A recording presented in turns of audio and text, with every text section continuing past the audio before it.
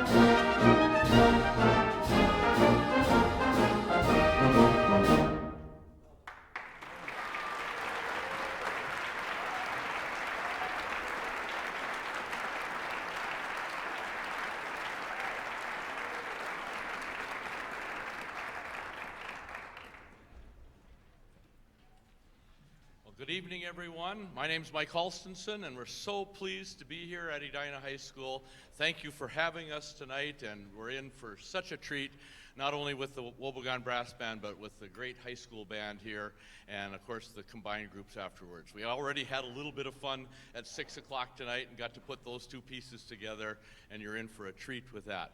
This is just a joy to be here, to be able to play for you, and we're going to spend some time talking a little bit about brass band, because I'm guessing a lot of you have never heard of brass band or known anything about it. So as we go, we'll talk a little bit about the instrumentation and all of that.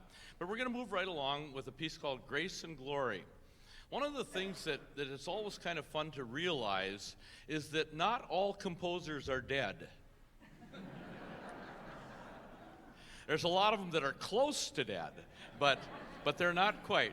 And the brass bands, the history of the brass band, and we're certainly no exception in the fact that a lot of the brass bands have composers sort of in residence and people that are part of the group that write for the group all the time. And so many brass bands play music that is written specifically for them. And in our case, this band has four right now composers that are doing a lot of writing. And this next piece is written by one of our percussionists, Dr. Jack Stamp. He's standing right back over here. Give him.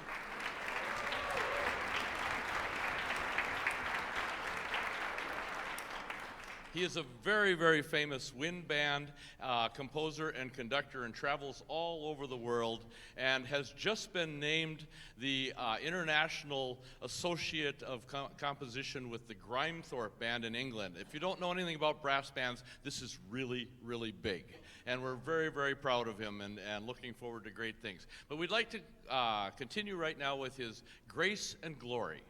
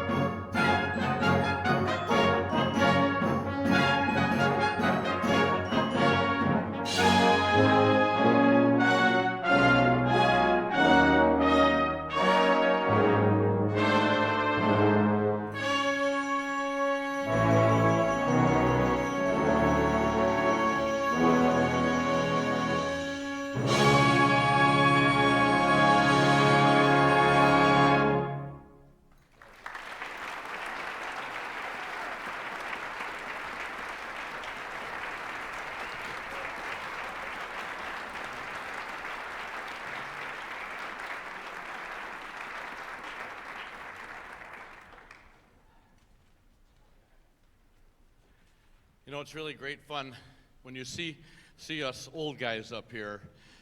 You have to understand that many of us have been playing and performing around the Twin Cities for a lot of years, and we get to know people from all over. And of course, Edina has always been a place where we have such great relationships with the band directors. And I got to say hello and visit with Mr. Webb, Mr. Bill Webb back here, who has played with, yes.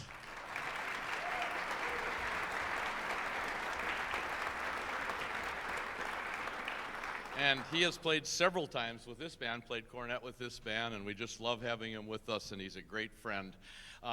It's kind of fun for you to hear little stories. Mr. Richter and I taught together for a few years over in Anoka before he came here. We played in a rock band together. Imagine that, yeah. And he's a great friend. He's been a friend for a long time, and so Andy Richter, you're back there someplace. Give him a hand. Yeah.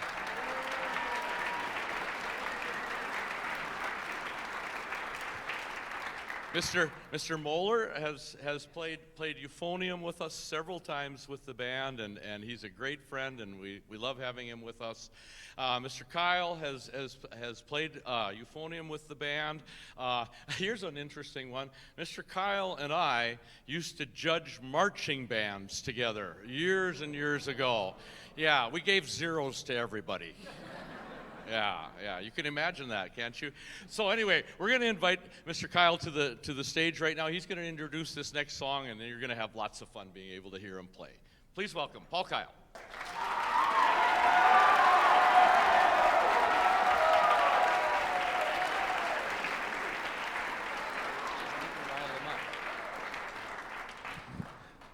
One of the things that we're committed to here in the district, 5 through 12, is to push the students to the absolute edge of their abilities in terms of being the best players they can be. But a very close second to that is instill a deep love for music, whether they're audience goers or whether they are lifelong players. And the goal is for them to be lifelong players. And bringing a group like this so they can see that is one of the objectives of tonight. And so when we talked about bringing the band, I thought this was a great time to put up or shut up. I'm constantly nagging them to practice, get involved, play solos, do stuff. So I thought I would throw some skin into the game. Plus, I have a small cadre of students that discovered this solo, the Green Hill, and have fallen madly in love with it. They could probably come up and play it from memory right now. So I was trying to keep it on the down low and surprise them with it, but the cat got out of the bag. But I hope they'll still enjoy it. This is the Green Hill.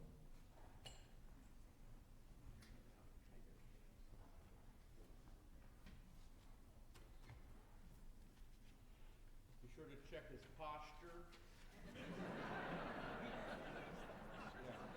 Everything, make sure he has correct finger positions, the whole business, all right? Write a paper about it tomorrow morning.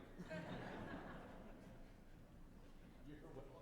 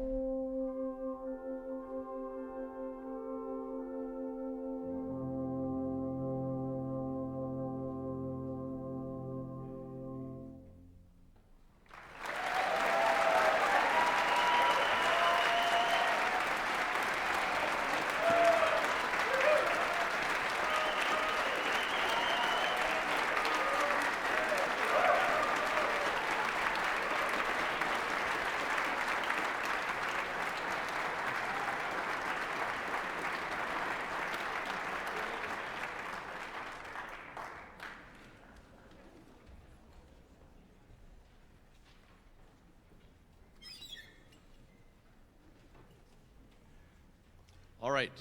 You guys, are you doing Mask tonight? Okay, the Hesketh piece? Okay. We have a brass band arrangement of that also. We're glad you're playing it. So we're going to play like 2 minutes of Hesketh. He wrote this beautiful four-movement piece called Danceries.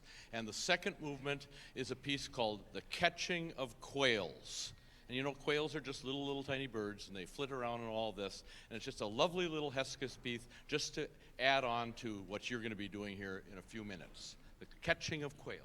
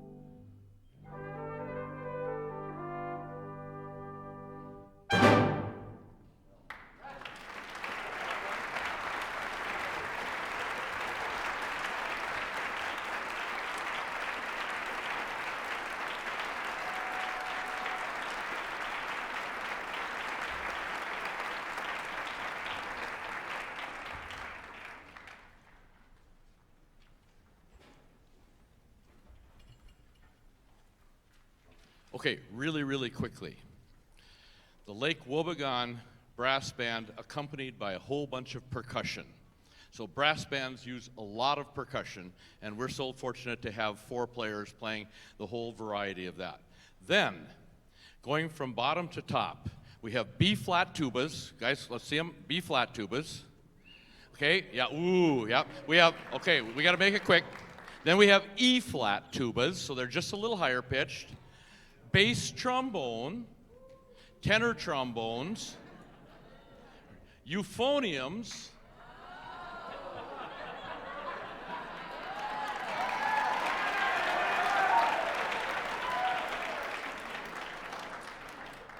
euphoniums,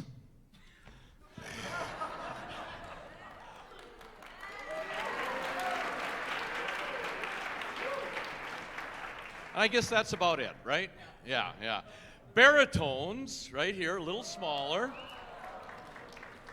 Alto horns or tenor horns, sometimes we call them tenors or altos, but and no wrapped around horns and no hand in the bell, okay, just like that. Flugelhorn. A whole bunch of B-flat cornets, no trumpets, cornets. And, yep, and then the soprano cornet.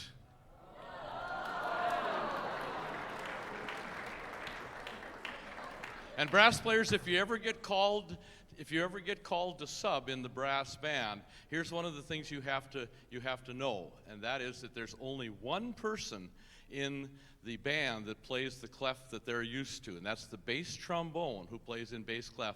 Every other instrument plays in treble clef.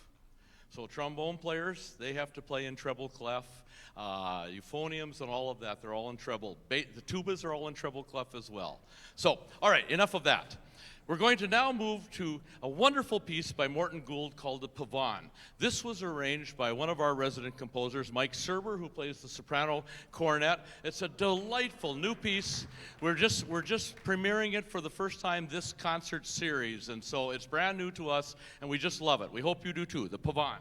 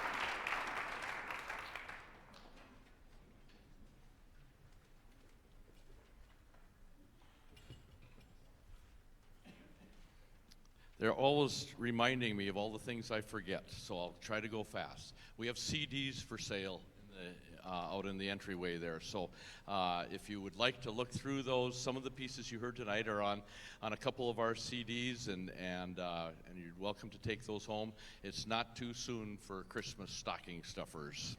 And what better could be the Lake Wobegon Brass Band stocking stuffers. So, and then also, especially since you're down in this area, one of our favorite concerts of the year is it Friday night?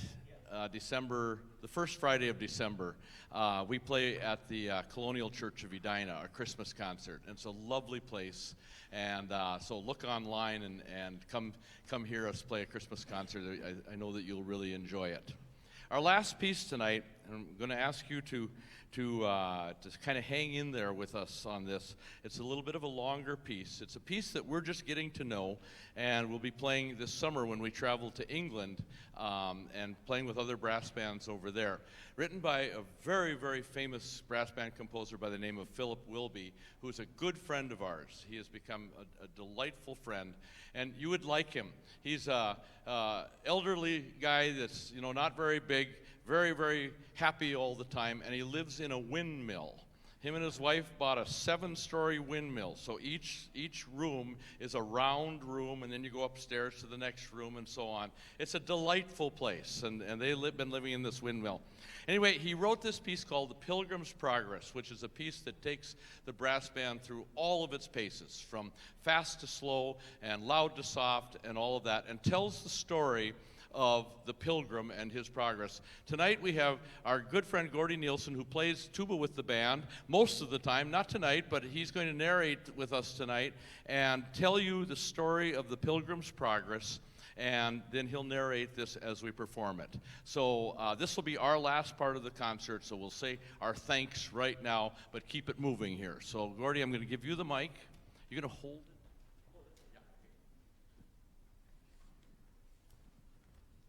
Good evening.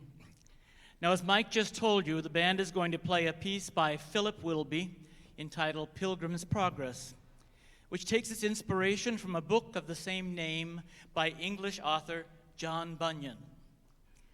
Now, I think the last time I heard of either Bunyan or Pilgrim's Progress was 60 years ago in a high school English class, where Miss O'Neill was introducing us to names like Geoffrey Chaucer, Edmund Spenser, Christopher Marlowe, and John Milton. And I remember her making it clear that this was now John Bunyan, not Paul Bunyan, and that this pilgrim was not among those who sailed aboard the Mayflower. Bunyan was, in fact, a 17th century English theologian, clergyman, and author. He was a Puritan preacher and as such a nonconformist, meaning not Church of England. This more than once got him into trouble with the religious establishment. In fact, John Bunyan began writing Pilgrim's Progress while he was still in prison. The book is a tale told by a narrator which describes the way of salvation and eternal life through the use of allegorical characters and allegorical locations. The story is written as a dream sequence which follows our pilgrim, an everyman character whose name is Christian, on a sojourn from his home in this world to the next, which Bunyan calls the celestial city. Christian's journey is most difficult as he has to carry a very heavy burden, the weight of his sin, upon his back. In the course of his travels, he meets allegorical characters such as Mr. Worldly Wiseman, Mr. Legality, a fellow named Hypocrisy, and another named Mistrust. His pilgrimage brings him to the village of morality, the valley of humiliation, and a hill called Lucre. He must pass through a place called Vanity Fair, where he is confronted and confounded by all sorts of worldly temptations and evil delights. And eventually, he arrives at the place of deliverance, where he comes upon a cross. And there, his burden falls from his back and into the sepulchre. Finally, Christian is led by faithful, hopeful, and goodwill through the valley of the shadow of death. He crosses the dreaded river and ultimately, by the grace of God, triumphantly enters the celestial city. I invite you now to listen as the band plays Bunyan's hymn, To Be a Pilgrim. The hymn tune, Monk's Gate, was composed by Ralph Vaughan Williams. It is the melody around which Wilby creates his musical retelling of Pilgrim's Progress.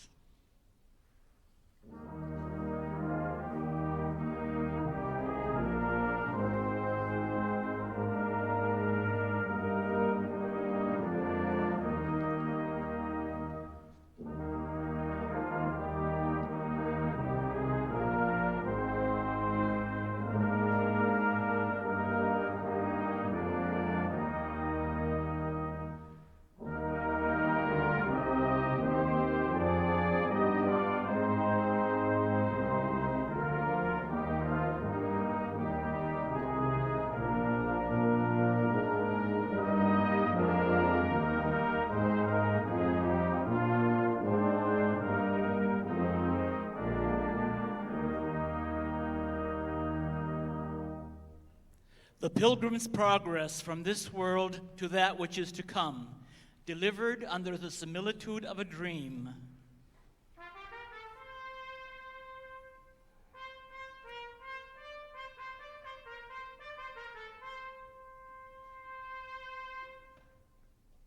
As I walked through the wilderness of this world, I lighted on a certain place and laid me down in that place to sleep. And as I slept, I dreamed a dream. I saw a man with his face from his own house, a book in his hand, and a great burden upon his back. So I saw in my dream that the man began to run, crying, "Life, life, eternal life."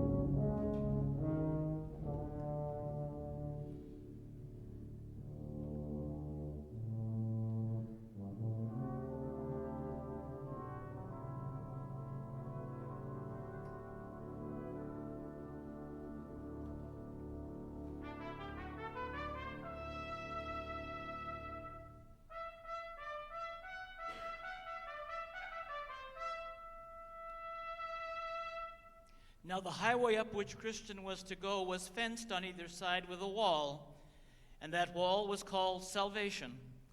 Up this way, therefore, did Christian run, but not without great difficulty because of the load on his back.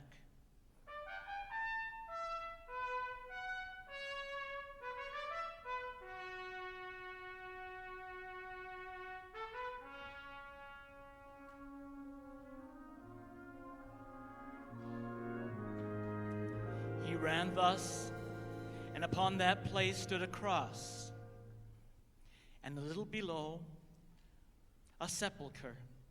So I saw in my dream that just as Christian came up with the cross, his burden loosened from his back and fell off his shoulders and began to tumble, and so continued to do till it came to the mouth of the sepulchre, where it fell in, and I saw it no more. Then Christian, glad and lightsome, stood still a while to look and wonder.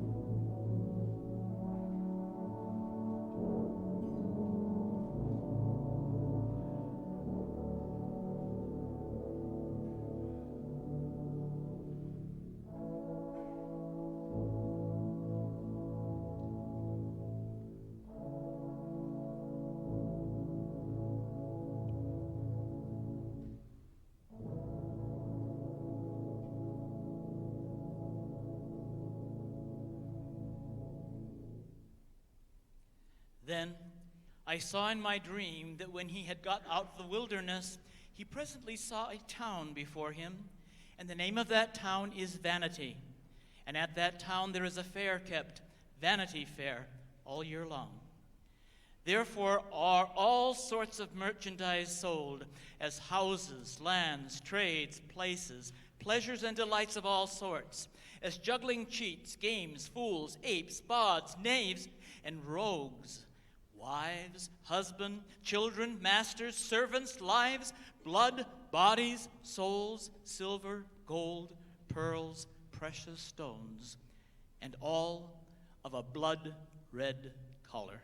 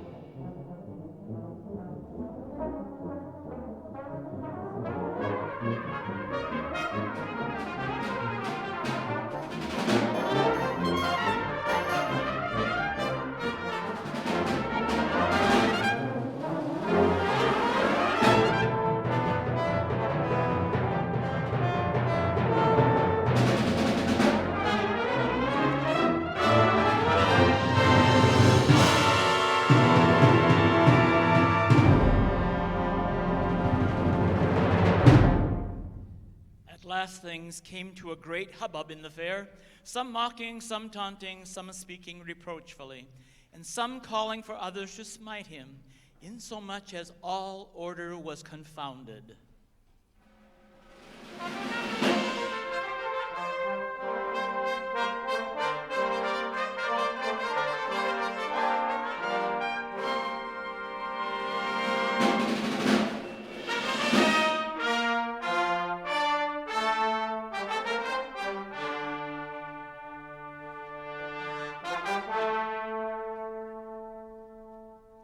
The way to the celestial city lies just through this town, where this lusty fair is kept. And he who will go to the city and yet not go through this town must needs go out of the world. The Prince of Princes himself went through this town to his own country, and that upon a fair day too.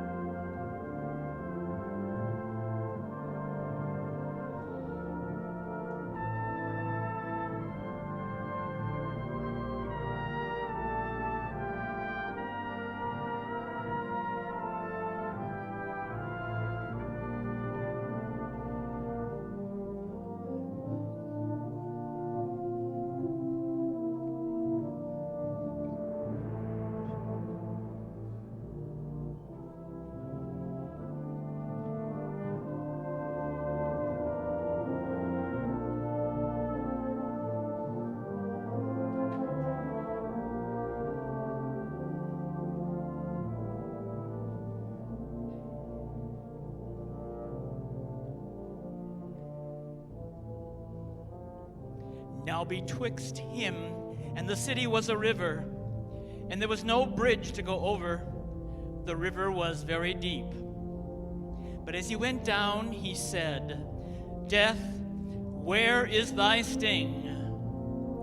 And as he went down deeper, he said, "Grave, where is thy victory?" So he passed over, and all the trumpets sounded for him on the other side.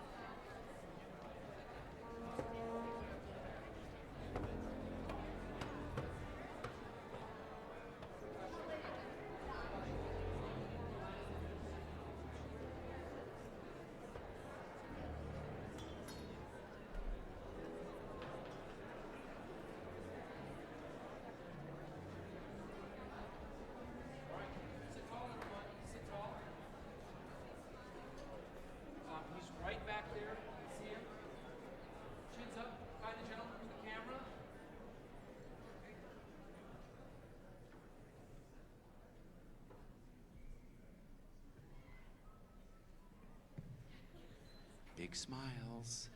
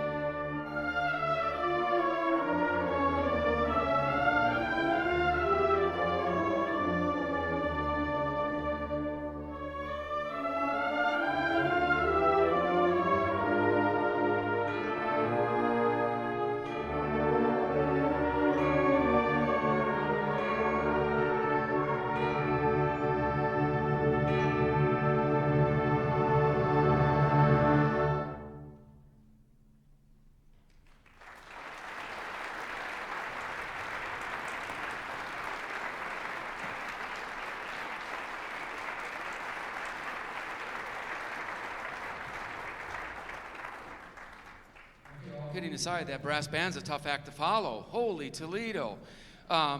Thank you. This is the Edina Concert Band. We opened with Mask, feeling like it was important for the students to hear the voice and the musical voice and the thumbprint of a composer in two different mediums. And then we went to one of my favorite composers, Armenian-American Alan Hovanes, who writes music with such unbelievable power but great solemnity. I just love his music and wanted them to be able to hear those sounds by playing them. Now we move to a piece that is quite different. It's minimalistic, meaning that it uses lots of little repetitive natures by an American composer, Nancy Galbraith, and she took her inspiration from a verse out of Ezekiel, and the verse is, "As I looked, behold, a stormy wind came out of the north, and a great cloud with brightness round about it."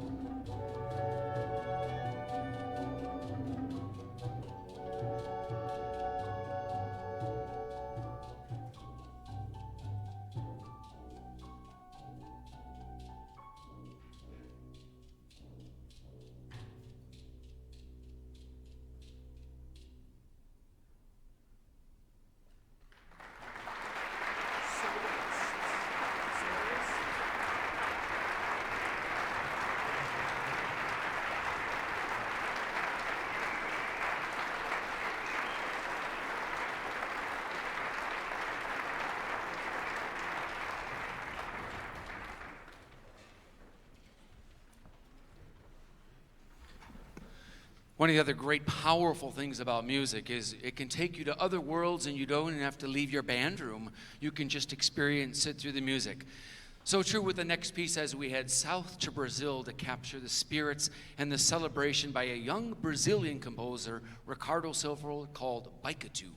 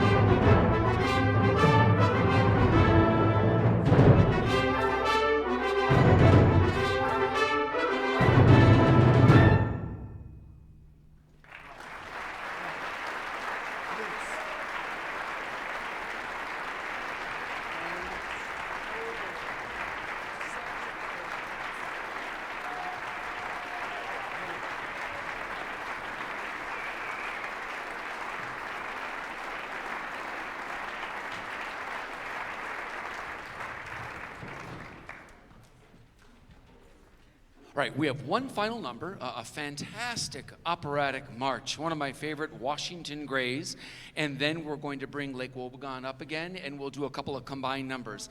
Okay, now, Wobegon fans, friends, and family, bear with me just a moment. Concert band parents, I would be remiss if I didn't publicly acknowledge the fact that your children are awesome. They're fantastic. Just unbelievable young people. It's probably no secret they're the busiest kids in the school.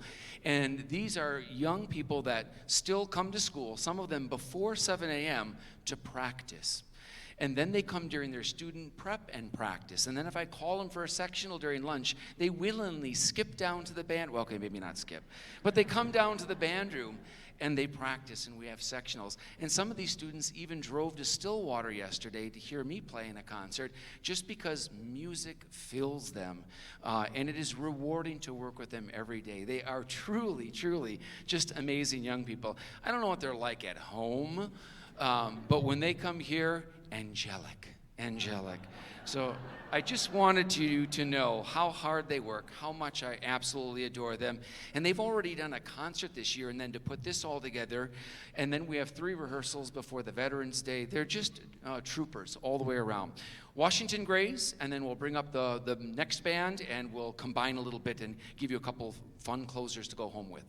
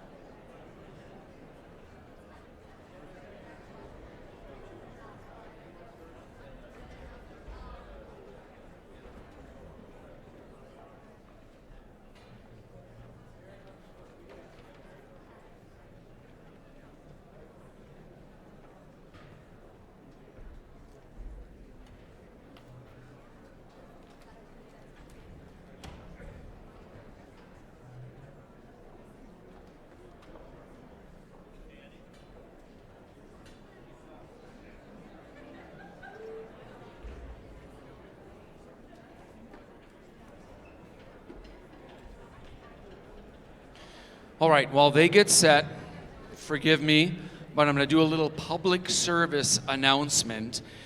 If you look in the program, which is put together by the marvelous and wonderful Martha Lundquist, round of applause for that woman.